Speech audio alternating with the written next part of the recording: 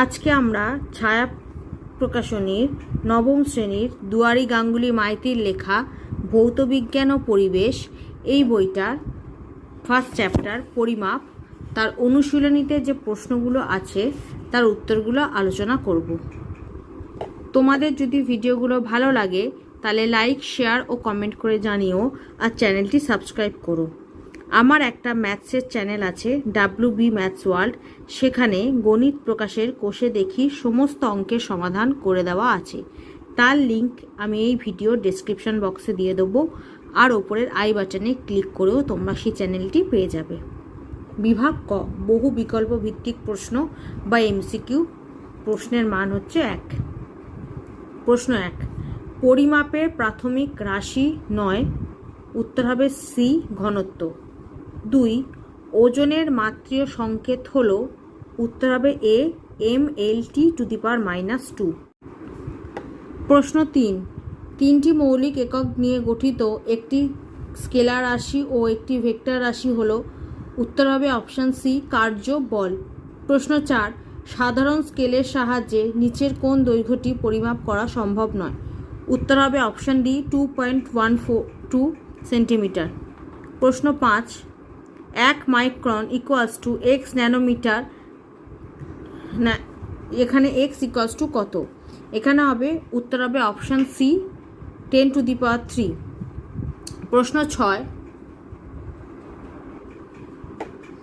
6, নক্ষত্রদের পারস্পরিক দূরত্ব পরিমাপের জন্য কোন এককটি ব্যবহৃত হয়, উত্তর হবে অপশান সি AU।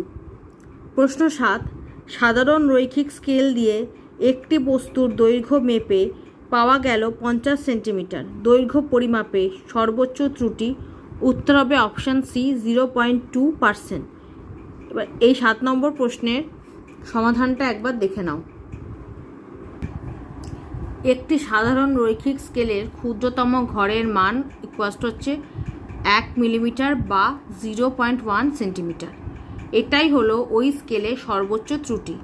স্কেলে মাপা দৈর্ঘ্য ইকুয়ালস হচ্ছে 50 সেন্টিমিটার। অতএব পরিমাপের সর্বোচ্চ শতকরা ত্রুটি ইকুয়ালস হবে 0.1 ভাগ 50 ইন্টু 100 ইকুয়ালস টু, পয়েন্টটা সরিয়ে নিচে 10 দিয়ে গুণ করলাম, ইন্টু 100, কাটাকুটি করে আমার উত্তর হলো 1/5, মানে হচ্ছে 0.2%। উত্তর হচ্ছে অপশান সি। তারপর বিভাগ খ, অতি সংক্ষিপ্ত উত্তরভিত্তিক প্রশ্ন। প্রশ্নমান 1, একটি শব্দ বা একটি বাক্যে উত্তর দাও। প্রশ্ন 1, আলোকবর্ষ মৌলিক একক না লব্ধ একক, আলোকবর্ষ মৌলিক একক। 2, কেজি পার মিটার কিউব কোন ভৌত রাশির একক, উত্তর হবে ঘনত্ব। কেজি পার মিটার কিউব হচ্ছে ঘনত্ব ভৌত রাশির একক। প্রশ্ন 3, তড়িৎ প্রবাহ মাত্রা কি রাশি, তড়িৎ প্রবাহ মাত্রা স্কেলার রাশি। 4, একটি এককবিহীন রাশির উদাহরণ দাও। একটি এককবিহীন রাশির উদাহরণ হলো আপেক্ষিক গুরুত্ব।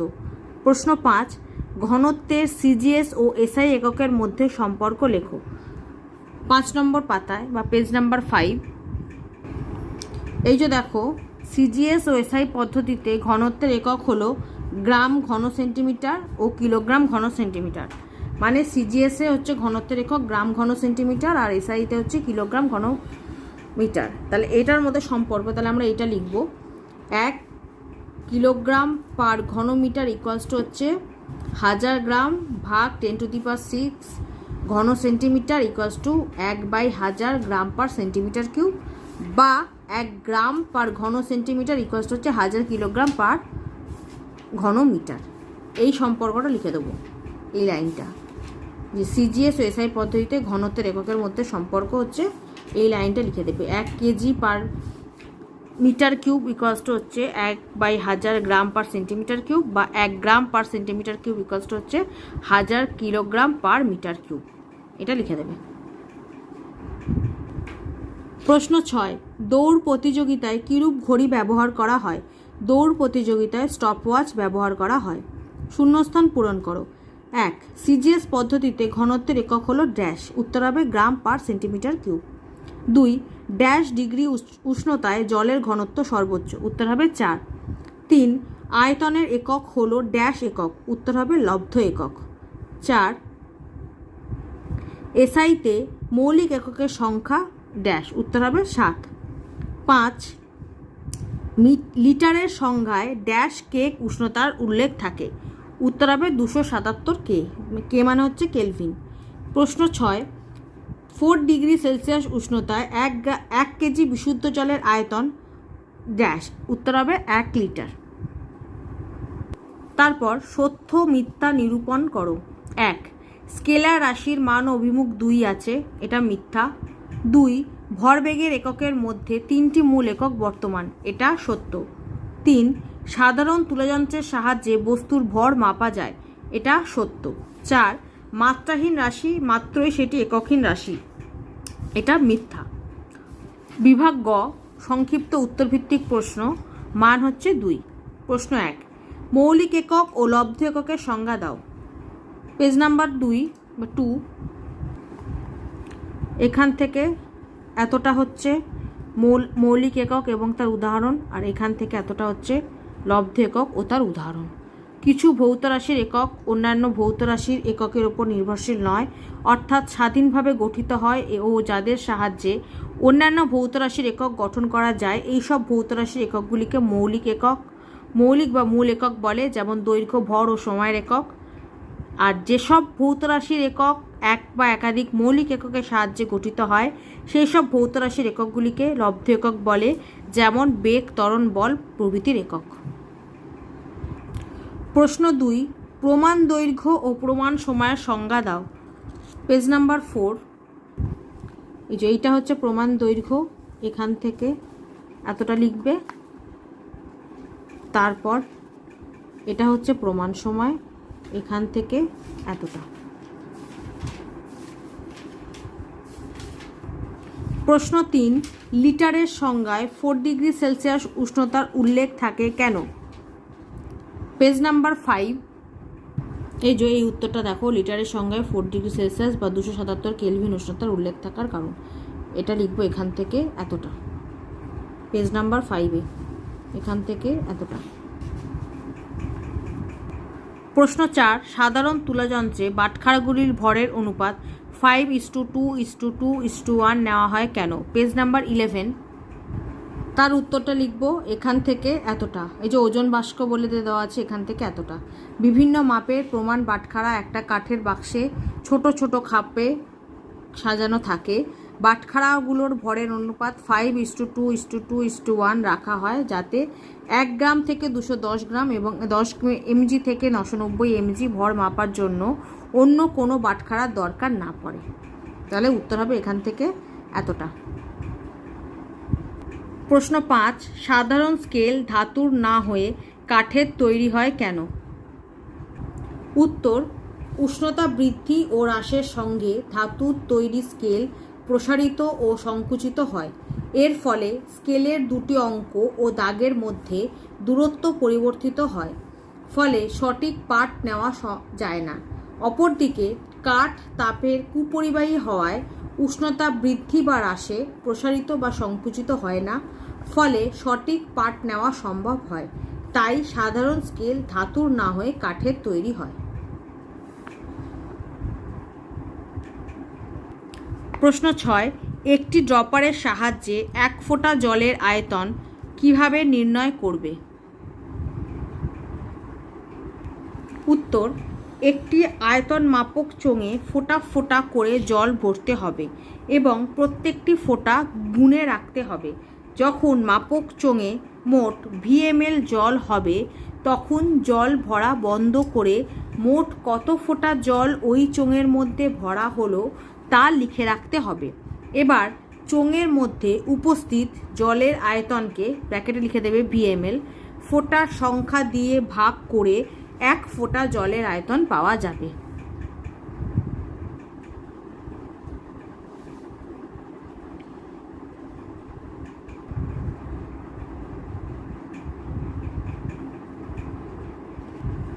প্রশ্ন 7 তোমার বয়স সেকেন্ডে প্রকাশ করলে কি অসুবিধা হতো? উত্তর বয়স সাধারণত বছরে প্রকাশ করা হয়।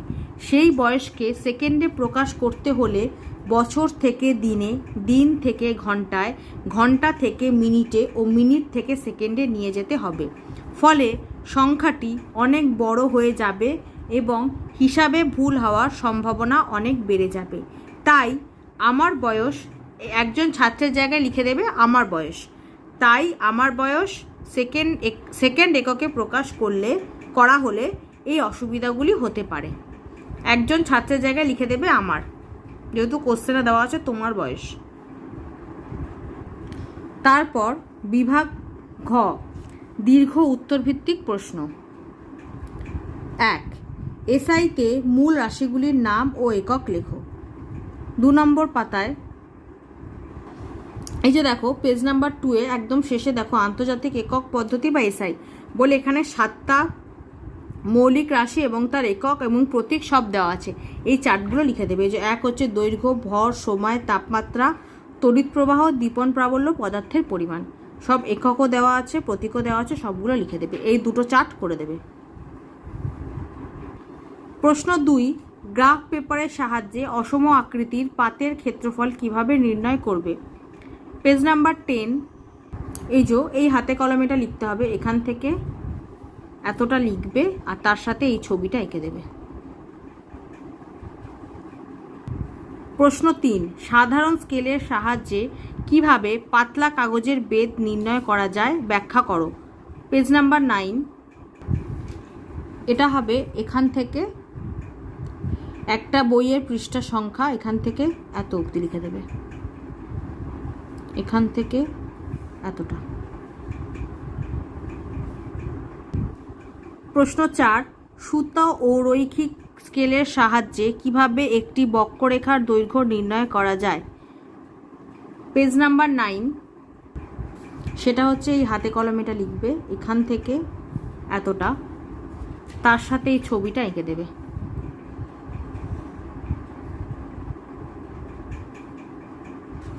প্রশ্ন 5, তুলাযন্ত্রের সুবেদিতা বলতে কি বোঝো। সাধারণ তুলাযন্ত্রের সুবেদিতার শর্তগুলি লেখো। পেজ নাম্বার 11 তুলাযন্ত্রের সুবেদিতা বলতে কি বোঝো তার উত্তর হবে এখান থেকে এতটা। যে ধর্মের জন্য সামান্যতম ভরের পার্থক্য তুলাযন্ত্র নির্দেশ করে তাকে সাধারণ তুলাযন্ত্রের সুবেদিতা বলে। এখান থেকে এতটা। আর তুলাযন্ত্রের শর্তগুলি লেখো। এই যে দেখো সাধারণ তুলাযন্ত্রের সুবেদিতার শর্তগুলি হলো বলে এই 4টে শর্ত দেওয়া আছে, এই 4টে শর্ত লিখতে হবে। প্রশ্ন 6, একটি আয়তন মাপক চোঙ ও স্টপওয়াচের সাহায্যে কিভাবে কল থেকে জল পড়ার হার নির্ণয় করা যায়। পেজ নাম্বার 13 এই হাতে কলমে এটা লিখতে হবে, এখান থেকে এতটা আর তার সাথে এই ছবিটা এঁকে দেবে। এখান থেকে এতটা লিখবে, তার সাথে এই ছবিটা এঁকে দেবে। তারপর বিভাগ ও গাণিতিক প্রশ্ন, মান হচ্ছে 2 অথবা 3। 1, একটি জলাধারের দৈর্ঘ্য, প্রস্থ, উচ্চতা যথাক্রমে 4 মিটার, 3 মিটার ও 2 মিটার। জলাধারে জলের ভর কত। জলাধারের দৈর্ঘ্য 4 মিটার, জলাধারের প্রস্থ 3 মিটার, জলাধারের উচ্চতা 2 মিটার। অতএব জলাধারের আয়তন দৈর্ঘ্য ইন্টু প্রস্থ ইন্টু উচ্চতা মিটার কিউব ইকুয়ালস টু হবে 24 মিটার কিউব। এই জলাধার জলে পূর্ণ হলে জলের আয়তন হবে 24 মিটার কিউব বা ঘনমিটার। অতএব জলের আয়তন সেন্টিমিটার কিউবে হবে 24 ইন্টু 10⁶ সেন্টিমিটার কিউব। মিটারকে আমরা সেন্টিমিটার নিয়ে গেলাম, তাই 10⁶ দিয়ে আমাদের গুণ করতে হচ্ছে 24কে।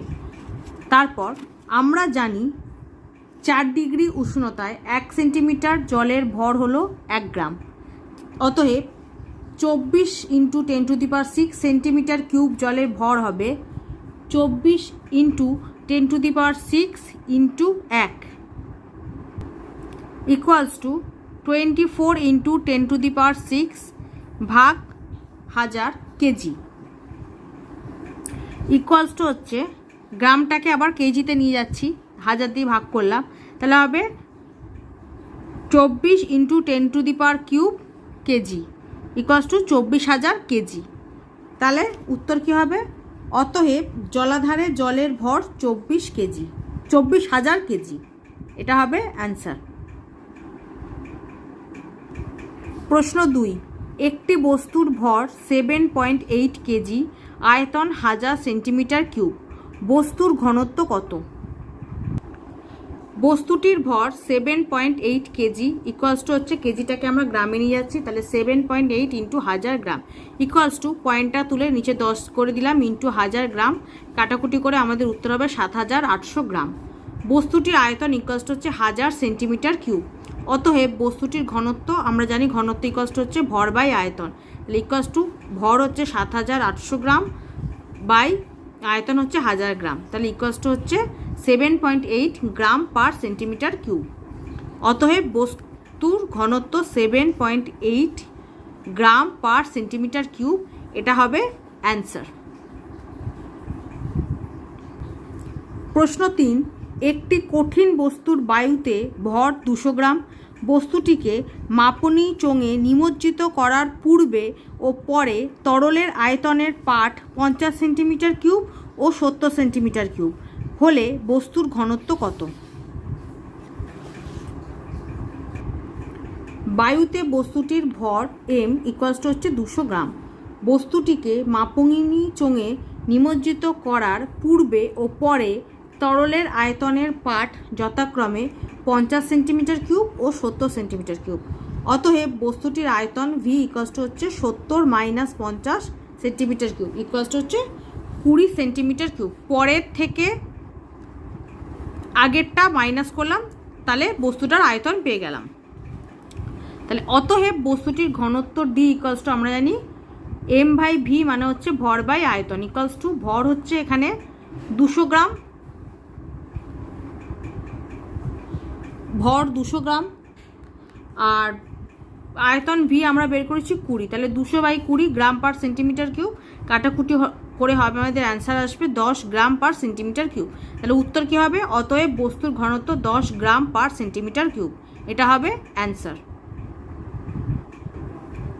প্রশ্ন 4, 1.2 গ্রাম পার সেন্টিমিটার কিউব ঘনত্বের 180 সেন্টিমিটার কিউব চিনির দ্রবণে 100 সেন্টিমিটার কিউব জল মেশালে মিশ্রণের ঘনত্ব কত হবে? চিনির দ্রবণের আয়তন ইকুয়ালস টু 180 সেন্টিমিটার কিউব, চিনির দ্রবণের ঘনত্ব equals to 1.2 gram per centimetre cube. অতএব চিনির দ্রবণের ভর ইকুয়ালস টু হচ্ছে আয়তন ইন্টু ঘনত্ব, equals to 180 into 1.2 gram equals to হচ্ছে 216 গ্রাম। জলের আয়তন ইকুয়ালস টু হচ্ছে 100 সেন্টিমিটার কিউব। আমরা জানি 1 সেন্টিমিটার কিউব জলের ভর হলো 1 গ্রাম। অতএব 100 সেন্টিমিটার কিউব জলের ভর হলো equals to 1 into 100 gram equals to হচ্ছে 100 গ্রাম। অতএব মিশ্রণের মোট ভর ইকুয়ালস টু চিনির মোট ভর হচ্ছে m ইকুয়ালস টু চিনির দ্রবণের ভর প্লাস জলের ভর ইকুয়ালস টু হচ্ছে চিনির দ্রবণের ভর হচ্ছে 216 গ্রাম, যেটা আমরা বের করেছি, তারপর প্লাস জলের ভর হচ্ছে 100 গ্রাম দেওয়া আছে, ইকুয়ালস টু হচ্ছে 316 গ্রাম।